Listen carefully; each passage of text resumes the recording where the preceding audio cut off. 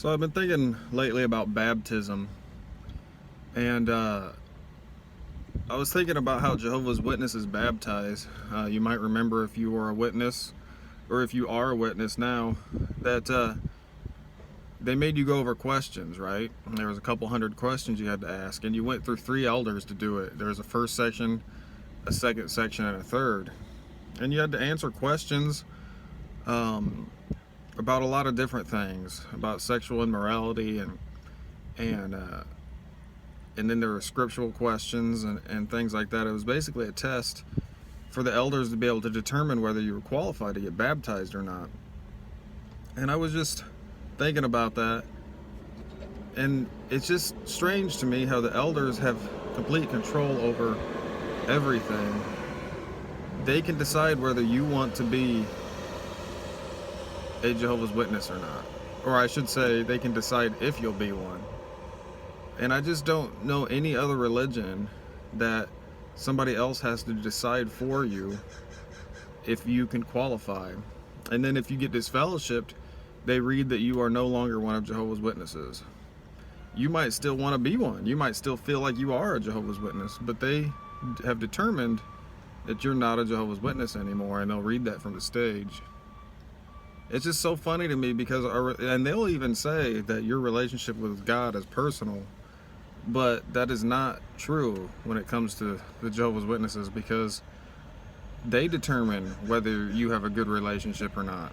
They decide that you're not going out in service enough, you're not making it up to the meetings, and they have classifications of spirituality, especially with brothers, when it comes to deciding what they can and can't do privilege-wise. They'll have meetings and say, well, we need a couple of brothers to hold the microphones during the meetings, and they'll lay out a couple of brothers' names, and they'll decide whether they're good enough of a Jehovah's Witness or not to be able to be qualified to do that. Now, there's no background check. No, they don't care if you have some sort of criminal record or if you are a pedophile or something like that. They just want to make sure that you're going out in service and getting enough numbers out there. And so it's really a boss-employee kind of deal, where your spirituality has nothing to do with how you feel inside as a Jehovah's Witness. It's all about works. And whether you're doing enough works, and you have 3 or 4 men sitting on an elder body deciding whether you qualify to be God's friend. And it just goes so against everything.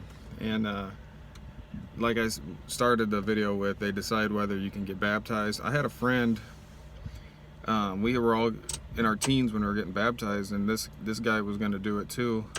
And he went over the questions and got all the questions right, but for some reason they approved all of us, but they didn't approve him, and nobody could figure out why. But this one elder just was like, he's not ready. I just feel like he's not ready, and he didn't really have an answer why.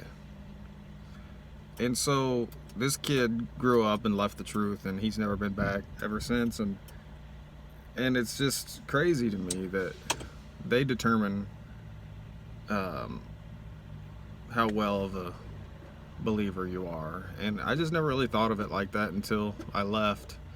And that's just what was on my mind today.